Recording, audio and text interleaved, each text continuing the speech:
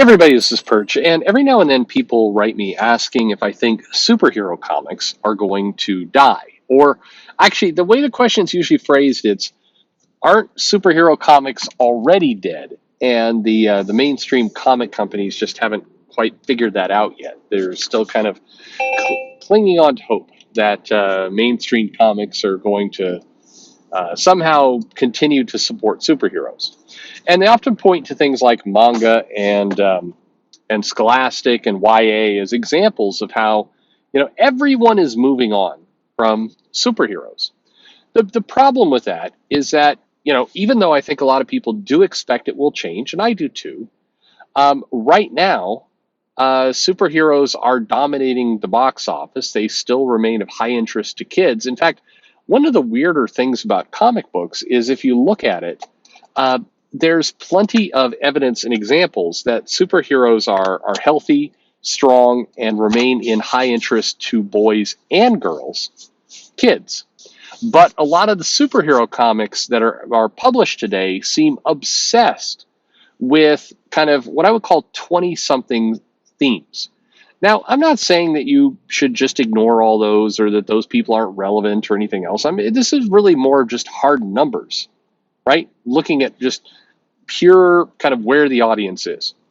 And if there's a strong, interested audience in superhero books that is of the ages of, I don't know, 12 to 21, let's say, a majority of that audience is not going to be interested in things like social justice.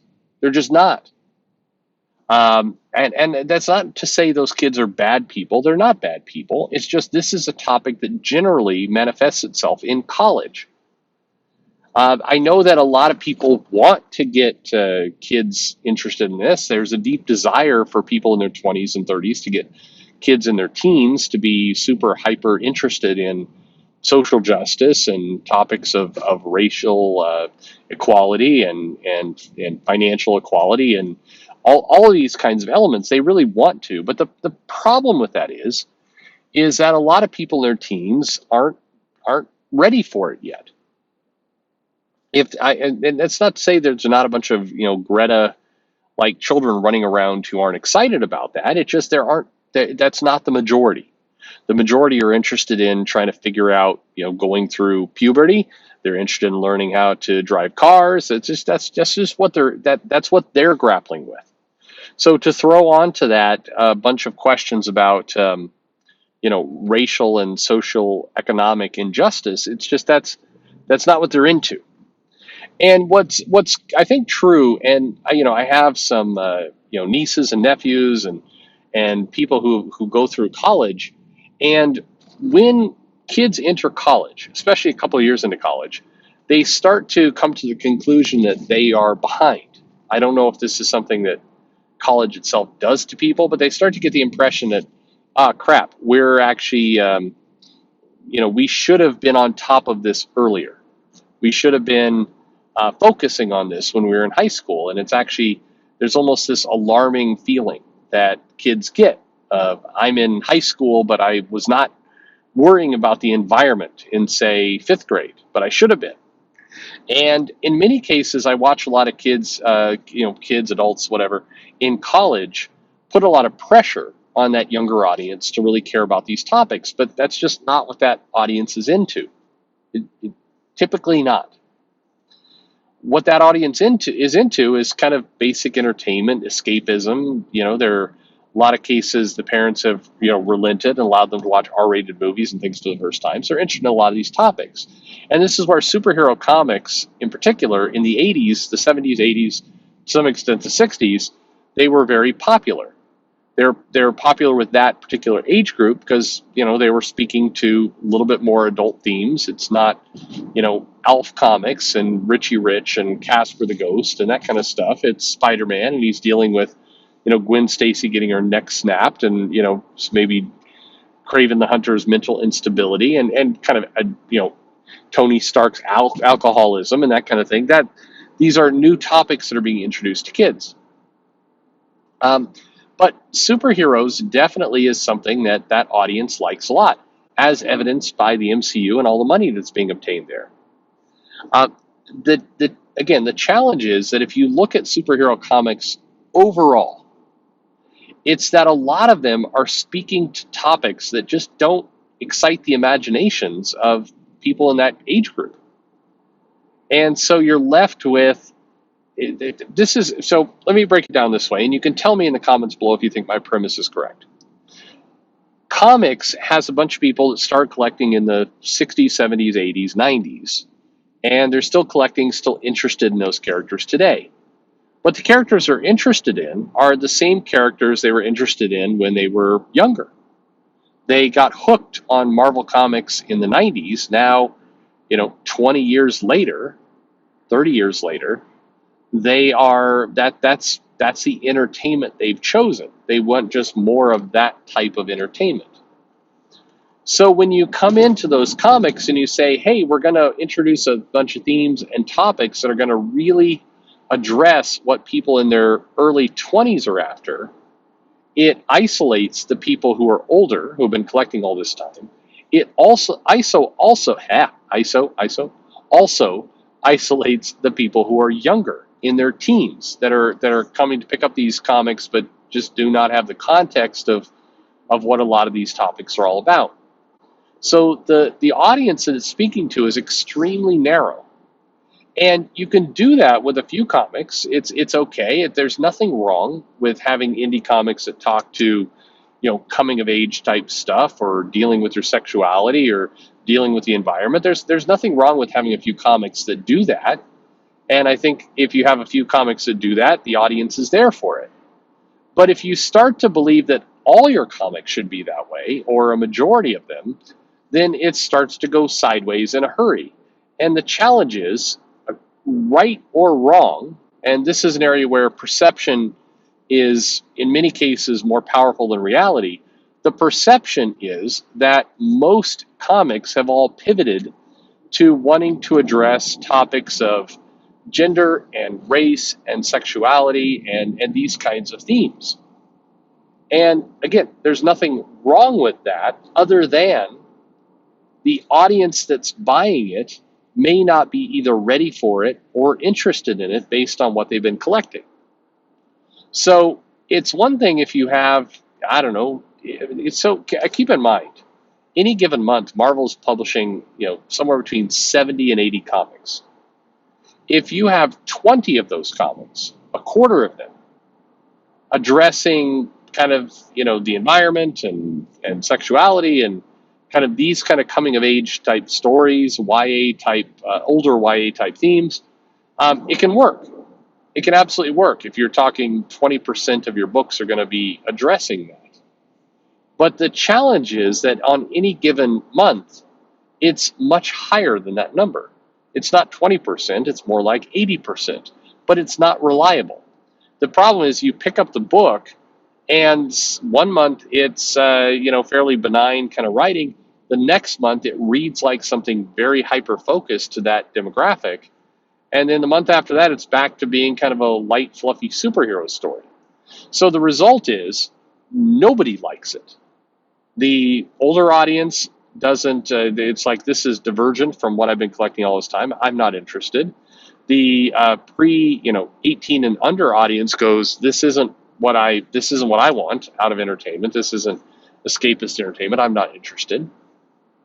And that 20-something audience maybe goes for it, but the problem is that audience is heavily competing with Netflix and with just a bunch of other demands for money. Also, the 22 to 28-year-old audience tends to be the one that's going to be the hardest to start buying $3.99, $4.99 comics. That group is, in many cases, starting out with a career. They're at the lower end of their salary range. They're stepping away from home for the first time. There's a bunch of extra bills. They're grappling with, what rent means and taxes and other things. So that's going to be the hardest audience to actually obtain money from. And all of this kind of accounts to superhero books that appeal kind of more broadly, more generically, as we can see from the MCU and to some extent what Warner has done with the DC universe. those kinds of basic, light, easy in, easy out superhero stories do pretty well with a wide audience. So if you're trying to make money, that's a good audience to pursue. And if you're trying to create comics that have a higher meaning, that have social commentary or whatever it happens to be, then you're fishing in a very, very narrow audience. And look, it's not wrong that you do that. You just have to be reasonable about how much you do it. You have to be careful not to tip over your company. There's a lot of small independent publishers that is kind of their bread and butter. That's their genre they go after. And that's fine, but notice none of those companies are making a lot of money. They're probably penetrating their target market pretty well. They're finding, people who are interested in comics, who are in the right age group, who are interested in these topics. They're finding those people, and good for them. I don't think those groups should go away. But if you want to have a sustainable comic business, you've got to hit the wider market. And in many cases, the wider market is telling you, I mean, by nature of box office sales and everything else, that they are interested in superheroes. And they're interested in these kinds of stories and adventures. They are also telling you that, in-depth social commentaries is not particularly what they're interested in. By nature of, we can see the ratings on TV for those topics. We can see how well those themes are working with those demographics, and the answer is not well. They're not coming across well. Please understand, I don't think the right answer for comics is to rid all of comics from these kinds of these topics that appeal to 20-something adults. I don't think that's the case at all. But I do think that you have to be reasonable about how you do it.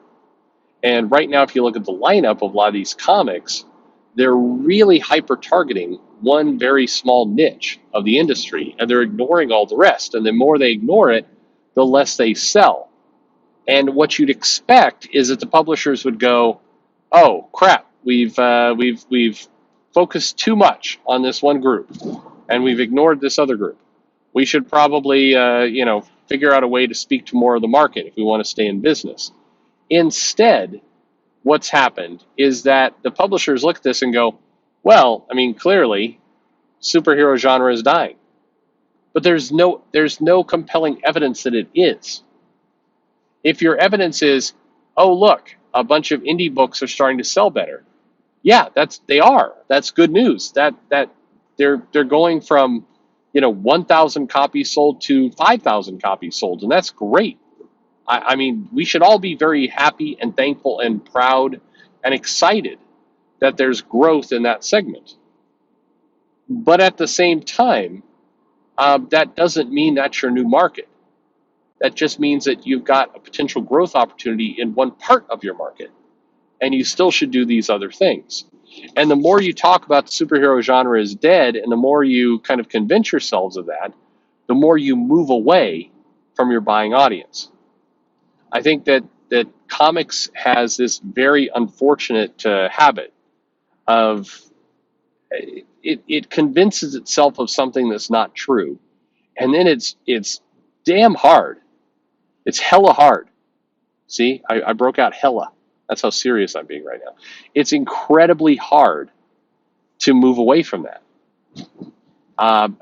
Once a publisher believes something to be true, whether it is or it isn't, even if you have tons of data proving it's not true, they will hold on to that fact with a death grip for, again, no apparent reason.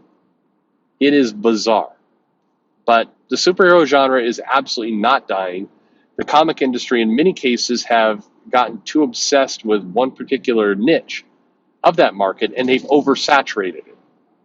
As a result, they've left the door open to plenty of opportunity if somebody wants to come in. It's why I believe the comic industry can rebound, in many cases, in a hurry.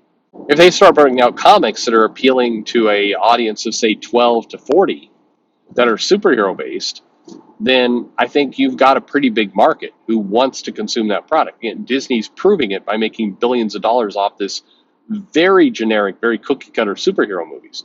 I mean, the MCU is fine. I'm not, bashing on, Marvel and Disney making money, but those movies have a formula, like a really defined formula that you could see coming from a mile away. And yet people keep showing up to the box office to buy it. Superheroes is not dead or not going anywhere. It's just, you got to speak to the market that actually wants to buy it. You can't do some kind of half-assed weird, amalgamation of what a superhero book is and go, well, this doesn't seem to be selling. I guess people are tired of superheroes. That's not how it works. Anyway, let me know your thoughts in the comments below, and thanks for listening.